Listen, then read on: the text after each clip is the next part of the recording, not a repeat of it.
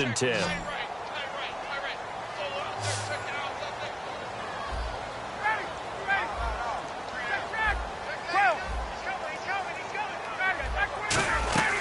Now a play fake here on first down. And he can't find a receiver, and he's brought down. Jabal Sheard able to drop him for a loss of 4. And a play like that, with how far he had to go to make that sack, shows how athletic defensive ends have become in the NFL. And not just athletic, this is coached in a big way. Run to the football at all times. How about him never giving up on it and pursuing all the way across the field? On second down, Ryan. Oh, nearly picked. And maybe lucky there. This guy doesn't drop many defensively. Third down. Well, he did almost everything right. Excellent coverage, breaks on the football, just unable to haul it in and take it the other way. So he dropped an interception. The key for him now, don't dwell on it. Just move on to the next play. And they'll add a DB in the secondary here on 3rd and 14. 3rd and long. It's Ryan. Flushed out right. On the run. He'll let this go. Oh, you saw that one coming. It's intercepted. Thrown back across his body. Picked off by Patrick Chung. Okay, it's real simple to say from here, but we know that sometimes as a quarterback, you've got to know when to say when and just throw it away. Flushed out to the right, tries to make something out of nothing here, and he winds up floating one downfield that gets intercepted. Here come the Patriots again on offense, the Super Bowl champions, and boy, they have been able to do it a lot of times, Charles, with unsung heroes, haven't they? Look at the names that led them through the playoffs. Hogan, White, Lewis, guys you just wouldn't think of. Yeah, Deion Lewis, a 5th-round pick, 3 touchdowns against Houston in the divisional round. Chris Hogan, undrafted. He ends up having 180 yards in receptions, including 5 plays of 20 yards or more against the Pittsburgh Steelers. And how about James White, a 4th-round pick out of Wisconsin? Think about who he played behind while he was at Wisconsin, and he turns out to be the unsung hero of the Super Bowl. Would have been the MVP if it wasn't for Tom Brady. And you mentioned James White at Wisconsin. He was behind who? Melvin Gordon and Monte Ball, right? That's correct.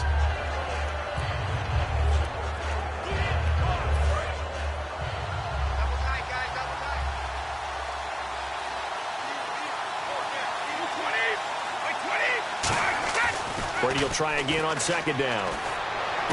Got a man complete. It's Chris Hogan. A really nice pickup of 14 yards, and it moves the sticks. And a nice pitch and catch to pick up the reception against man coverage. Both of them read how much yardage they needed, figured what they had to do, and were able to beat the man coverage for the completion. Brady gives now to Blunt. And he is met at the line of scrimmage, and he goes down right there. That's going to go as a loss of a yard, and it'll be second down.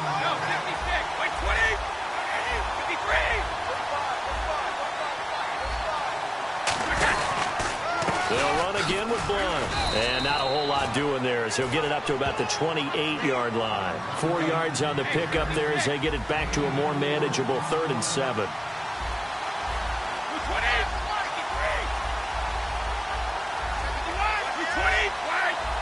Blunt, the lone. Now Brady doesn't like the formation here. He'll take a timeout. So as they take it over, we step aside.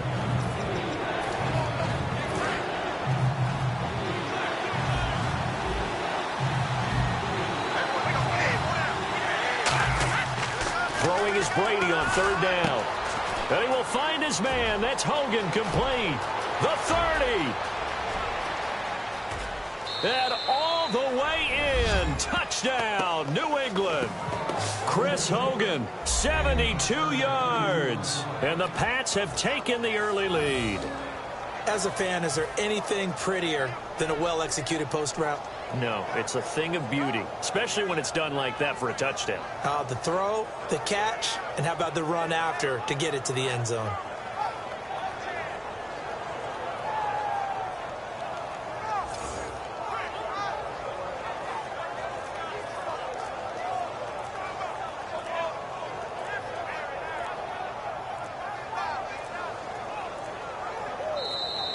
And some real confusion here. They won't even get to the line.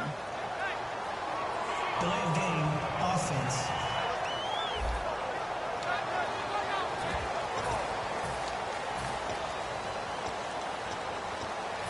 Yeah, a slightly more difficult attempt here from the 20.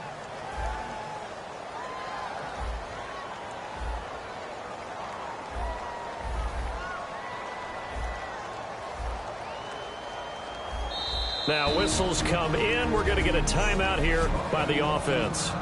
And my goodness, they're now out of timeouts here in this first quarter.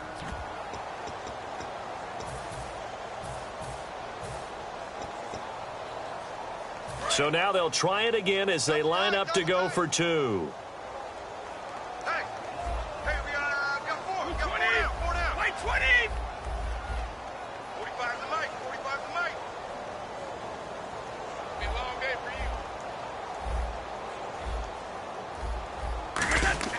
you. Brady's going to look to throw. And he will get in to make it 8-0. Back here with Charles Davis, I'm Brandon Gaudin. We've had the kickoff to begin the first quarter. Now it's time for the second quarter kickoff, as we'll see one following the score on the final play before break.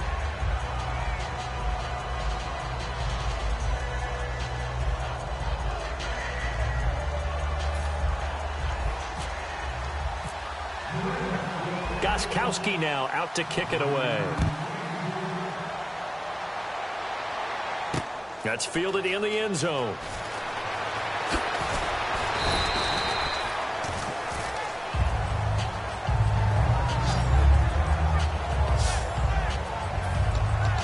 Atlanta now coming out on the field.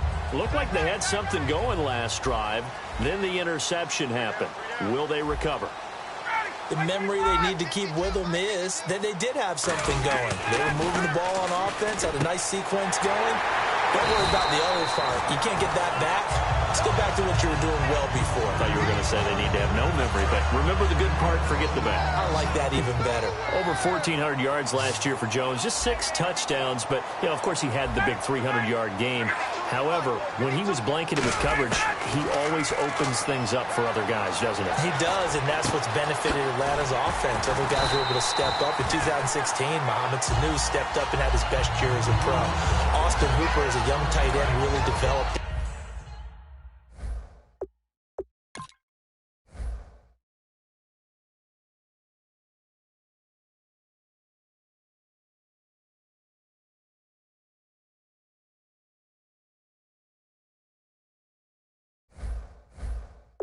The stretch. And Taylor Gabriel, who had come over as a free agent from Cleveland, he really flourished, actually led the team in touchdown catches. But there's only one Julio Jones, and you want to get the ball to him as much as possible. Ryan backing up. He's going to rifle one deep left side. Oh, he had 6 points in his hands there. Couldn't hang on. Second down. And when all else fails as a defender, when you're not there in the coverage, your best friend is exactly what we saw there. A big play shot taken by the offense. Unfortunately, it ended in a big drop. Flush to his right. This one complete to Mohamed Sanu. And he's going to get this inside the 30. A good gain of 14 there, and it moves the chains. And Brandon, I think Mohamed Sanu had a nice career while he was in Cincinnati, but he really elevated in 2016 in Atlanta. The most catches for himself in a single season. 59 of them, 4 touchdowns. Really a nice compliment to Julio Jones, and he was a nice compliment in Cincinnati. I don't want to say he's not a number 1 receiver, but he plays that number 2 slot well, doesn't he? He does, and I think it's because of his versatility. He can play in the slot. He can play out wide. They can use him as a wildcat quarterback. He has thrown passes in the NFL. In fact, going back to his days at Rutgers, I think he threw 18 passes while he was at Rutgers, so you never know what you're going to get when Mohamed Sanu has his hands on the football. And the hit jarred it loose. It's incomplete. We know it's not an easy job to go out and catch passes when people are trying to tackle you and knock the ball away, but the bottom line is that's a pass he's got to have and a pass he should have caught. They'll run it now out of the gun. And he'll be brought down at the 21, just shy of the 20 in the red zone. It's a gain of 5, but it'll lead to a 4th down. And for Coleman, if you combine the rushing and receiving yards, close to 1,000 last year. He had 8 touchdowns as well, and was just really a great 1-2 combo with Devontae Freeman. An outstanding one, and just think, if he's on just about any other NFL team, he's probably the lead running back. And Devontae Freeman gets the bulk of the carries. But Coleman, when he does get his hands on the football, he really produces in a big way, speaking of the numbers you just gave. They come out here in the eye. Ryan. And it is incomplete. Boy, it looked like he had it and dropped it. And the Patriots defense is going to take over on down. Little lull in the action here to go over an offseason storyline that's kind of interesting. L.A. a couple years ago, they have no teams, and now they're going to have two with the move from San Diego to L.A. What does that mean for the league and for the Chargers? It seems like an easier transition, doesn't it, than St. Louis when they moved back to Los Angeles. Less culture shock. Less culture shock, less, obviously geography, the whole deal. But it's a transition is not going to be easy. Remember, they're going to go play in a soccer stadium essentially for at least the first couple of years before they share a stadium with the Rams. So that changes things. Obviously trying to create an identity in the market they haven't been in a long time. They began as the Los Angeles Chargers, but only played one season as such. They go play action here on first down. He gets it into the hands of Gronkowski, complete. It's a pickup of 21, and it'll be first down, New England. Ah, yes, Brady to Gronk. You think these two are in sync? Without a doubt, and look, they both understand what they can do for each other. Gronk knows if he gets open, the ball's going to be there. And Tom Brady knows what a great security blanket Gronk is. When all else fails, you find Big 87. Seeing that play and understand just how tough it is to cover tight ends, especially the ones running around the NFL nowadays, makes me glad I didn't make it in that league. I would have had a really difficult time. But now you get to sit up here with me. Yeah, and that's fun, isn't it? And what a really nice game right there on first down for them. Brings up a nice second down for them. 9 yards on the pickup there, and it keeps the drive alive. Last year for Edelman, just below 100 receptions, 98, over 1,100 yards, 3 touchdowns. And, this is a guy that gets a lot of pub for being that perfect receiver for Tom Brady and the New England Patriots. What's his role going forward? I think his role going forward is to be a bona fide #1 receiver in the NFL, meaning he's not just a Tom Brady receiver. He's that guy for anyone. And he spent so much time proving himself as he got into the league, just what you were talking about. Can I have a role here with New England? Now it's not just proving himself, it's continuing to develop in his craft. And I think he's going to just keep getting better and better. He never gave up on himself in his dreams, and he doesn't give up on any single play.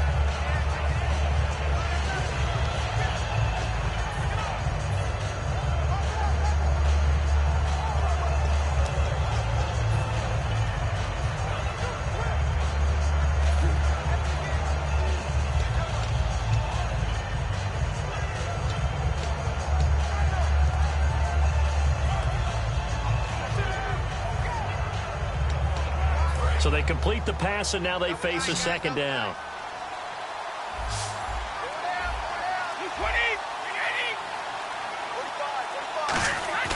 Now a play fake. Brady. Gronkowski's got it on the crossing route. And he's going to get into the end zone. So cue up the Gronk spike. It's a Patriot touchdown.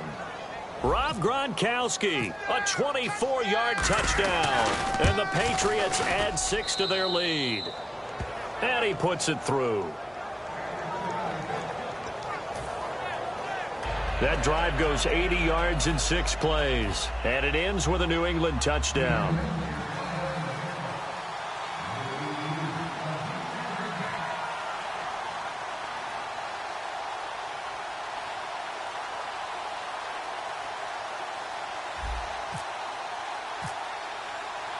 Gostkowski now after the touchdown. He'll send this one away. Here's Eric Weems now on the return. And a nice return sets him up pretty good here at the 30-yard line.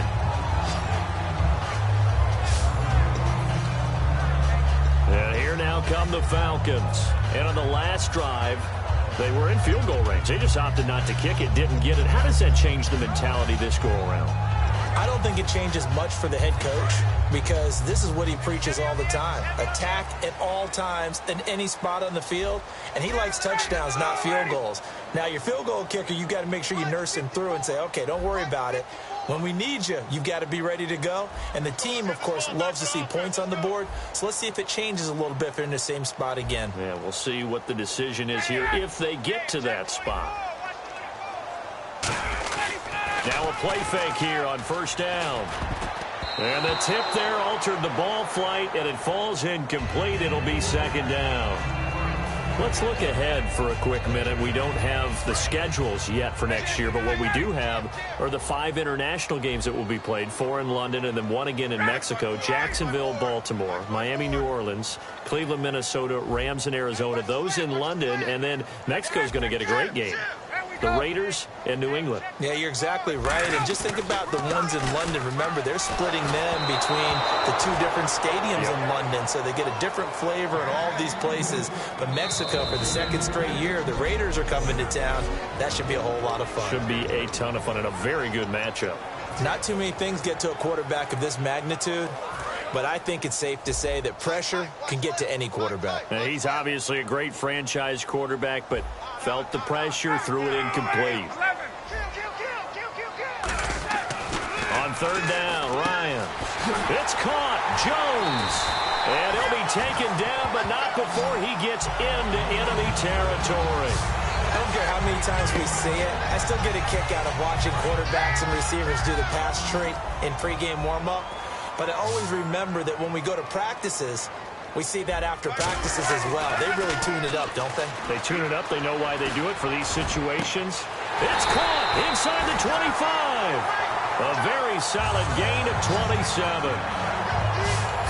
Long passes are fun to watch, especially when Matt Ryan is tossing the rock. He finds his target, and boy, does he hone in on it. Excellent, excellent delivery with pinpoint accuracy. Here's Ryan. Dancing to his left. Going for it all. And incomplete. He dropped it in the end zone. When teams take shots at the end zone, you've got to defend it the same way you would defend the first down sticks. You defend the goal line exactly the same way. They can't cross that. You play through the receivers. And on that play, that's exactly what they did and batted it away. Again on 2nd and 10, it's Ryan. Escaping the pressure right. Oh, the ball comes out on the hit, but they'll say it's incomplete. It's a tried-and-true formula, and I don't think it'll change for as long as we play football. If someone's trying to throw the ball and you can put pressure on them and make it tough, that's only going to help your defense. Yeah, he's since being hurried. He got rid of it before taking the hit, but incomplete. Now Ryan. And that'll be incomplete with just 6 seconds left on the clock. I think that's a big-time play there because the slant route is really hard to cover because the timing is so quick. But able to see it, diagnose it, and get to the football, that's why he was able to bat it away. The 3 straight incompletions, they don't care. That hasn't dissuaded them. They're going to go for it on 4th. They come out with 1 back and 3 tight ends. To throw is Ryan. Letting one go deep. And that is caught. Touchdown, Falcons. Austin Hooper as time expires in the first half. And the Falcons cut into that lead. Did I just see all of that happen? Did I just see the pass, the catch in the end zone for a touchdown, the clock go to zeros? All we've got now is the PAT left before we end a really good half. Yeah, that's something to take into the lockers. A little momentum to build on for sure. And what I want you to watch is the team that kicks the PAT as we expected. Jeez, I don't even want to let their guys get a drink of water. All right, 3rd quarter, let's get to it.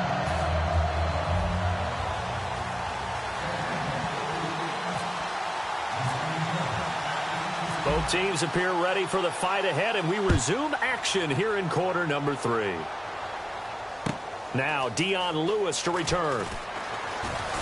He juked him. Look at the juke.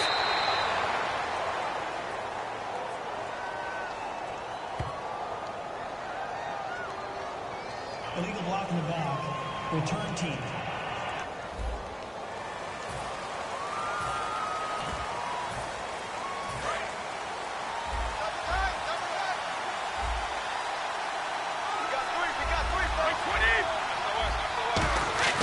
On 1st down, Brady. And incomplete. Unable to get it to Gronkowski that time. And it's 2nd down. All right, different topic here. 2018, the Super Bowl. Traveling north, far north to Minneapolis. Early predictions for that one. Who you got? Well, you know, everyone's still waiting in the NFL for a home team to play in its home stadium, right? So could the Vikings be that team? I'll start in the NFC, and I'm going to say no. I think Seattle starting to get near that maybe last run with their defense. But Earl Thomas returns. I like Seattle coming out of the NFC. How about you? Well, I'm actually going to take a Dallas Cowboys NFC title run. I think that they came so close this year, probably most talented going into next year. I like that one. Well, in the AFC, I'm going to go with a team that if they improve their defense and their quarterback stays healthy, they could be that team, the Oakland Raiders. Okay, I'm going dark. He rifles one that's intercepted. A great read, and it's picked off.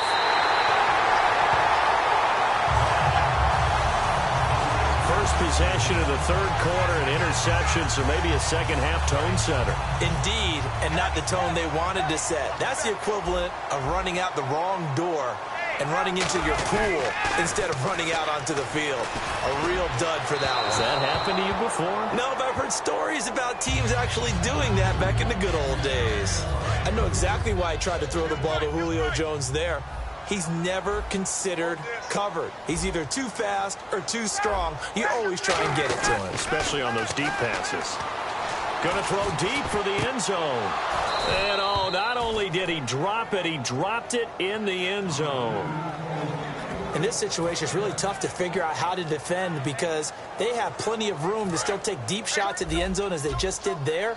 Yet at the same time, you've got to be ready for the short throw. In this case, when you see the cue that they're going for the end zone, retreat and make sure you have a way to play forward, back towards the receiver, and have a chance to bat the ball away as they did there. Ryan. That is caught inside the 5. That one good for 17 yards, and now they've got it first and goal. He's such a good route runner. Shows it there on third down. Very proficient and a good pass. And you know what I've observed over the years in the NFL? The better a route runner you are, the more confidence your guy's going to have in you to go to you at important times because he can trust you being in the right spot. And he's got his tight end, Tammy. Touchdown, Falcons. Jacob Tammy, a 2-yard touchdown grab. And the Falcons use the short field to their advantage as they cash in for 6. And he's a reliable target. He's more than that, though. Hey, look, I'm not going to say he's the best tight end in the league, but he's solid. Yeah, because he's able to block, and that's almost a lost art for a number of the tight ends in the league now because the most popular guys are almost what we call move tight ends, more like receivers. But those guys who can do it all, there's still a place for them in the NFL. And around the goal line, especially on two-point tries, Fred is that big target, the tight end. I love how you described it because you know he's going to have some length and some catch radius as well as a big body to keep people away from the football. Danny Amendola on the return.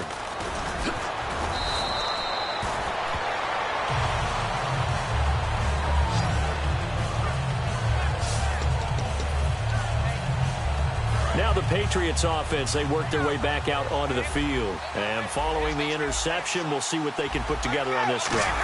I'm here, my old college coach right now. He always used to tell us before every game, the team making it. Oh, he can't get away, and Brady will go down. Grady Jarrett coming up the middle, gets him there for a loss of about 9.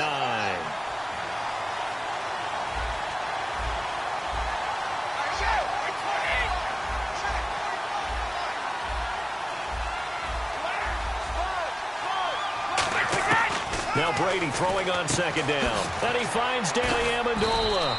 And he'll be taken down, but not before he gets into enemy territory. And quickly, they get to the line. On 1st and 10, here's Brady. The ball popped in the air and intercepted. It's Desmond Trufant. And he'll return this one just shy of midfield to the 49. So that's back-to-back drives where they've thrown an interception. Ordinarily, we look at the offense and say, what's going on with your scheme? Maybe we should look at the defense and just give them a whole lot of credit. They've got them frustrated right now. Atlanta now coming out on the field. And they're hoping to capture some of that magic they had last time out when they were able to put together a scoring drive. But they're still down here, Charles. Not the major concern, though, because of what you talked about. They scored the last time out. They feel good about themselves. They feel like their game plan is now thrown across his body, and it's intercepted. It's Matt Ryan, picked off by Logan Ryan. And they're going to take over right there at the 22-yard line. The Falcons set to get things rolling on defense again here. And I don't quite know what's happening. Now the holder's going to keep it. He's going to try to run for it. And nothing doing. He's immediately taken down at the line of scrimmage. Call it no gain on the play, and it'll be second down. Well, go ahead and mark that down as one of the most bizarre first down calls in the history of the National Football League. A fake, and it backfires.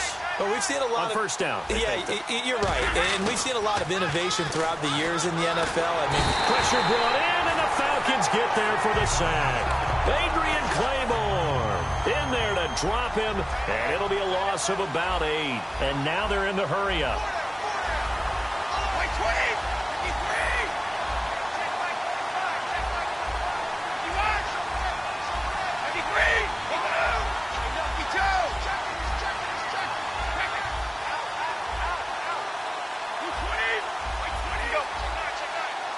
They come up in an offset eye.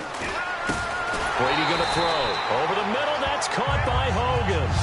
They do get 9, but it leads to fourth down. And a tough ask here. They're going to go for it on fourth down and 9.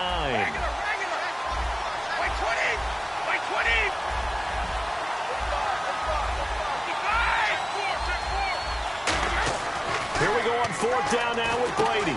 On the slant, he gets it to Gronkowski. Rob Gronkowski, there he goes. And all the way in, touchdown, New England. Rob Gronkowski, 77 yards. And the Patriots add on to their lead. So it was fourth down, they complete the short pass, and then boom, off to the races all the way to pay dirt. And so many times in short yardage situations or on downs like this on fourth down, the defense gets a little more aggressive. So if you're able to pop it, right, complete a pass like that, it can break big afterwards, and that's exactly what we saw there. Short pass, long run. And he is going to come up empty here as they stop him short of the goal line, and this will remain a one-score game as the lead holds at 7. And a fair catch signaled for and taken successfully. A chance for us to get a glance at this Patriots defense. And the interception the last time they were out there ended up leading.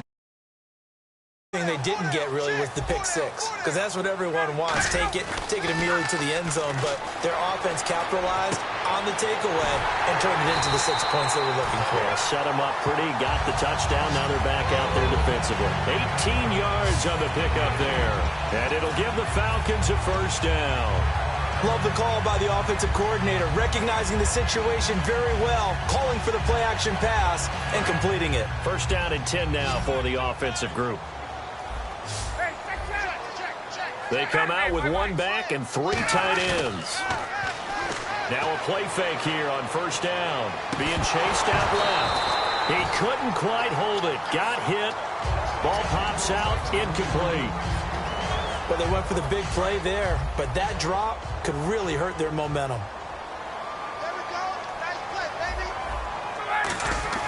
Second and 10 now. Ryan. And Tammy with it over the middle. That catch good for 5. It's third down. Completion was given up, but that's why you play zone defense, so that you can have people around the ball when it's caught, and you don't give up much run after the catch. They run the play fake to Coleman. Now Ryan. Going underneath, it's Coleman. And he's taken down at the 43, but not before picking up the first. And when he started rolling left there as a right-handed quarterback, I thought, boy, this third down play is going nowhere, but credit to him, able to pick up the first. And all you righties who are watching the game at home, get out of your chair, get off the couch, move to your left, and then rifle one. He may leave a hole in the wall, as you'll have to explain later, but you'll see how difficult that throw actually was. Give him 13 on the pickup there. And the Falcons are going to get a first.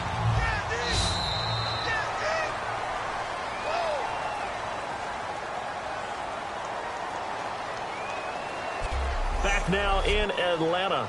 It's the Falcons. They'll have the football, but trailing on the scoreboard as we get set to begin the fourth.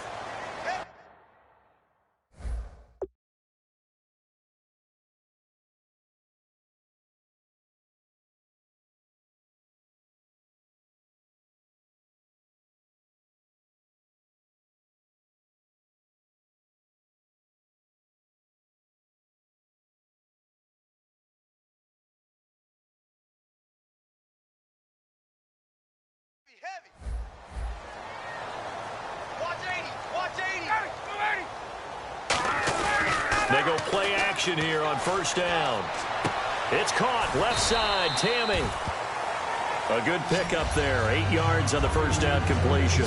So much goes into a successful play, doesn't it? How about that play action there? Freezing the defense just enough to bring the tight end free downfield for the completion.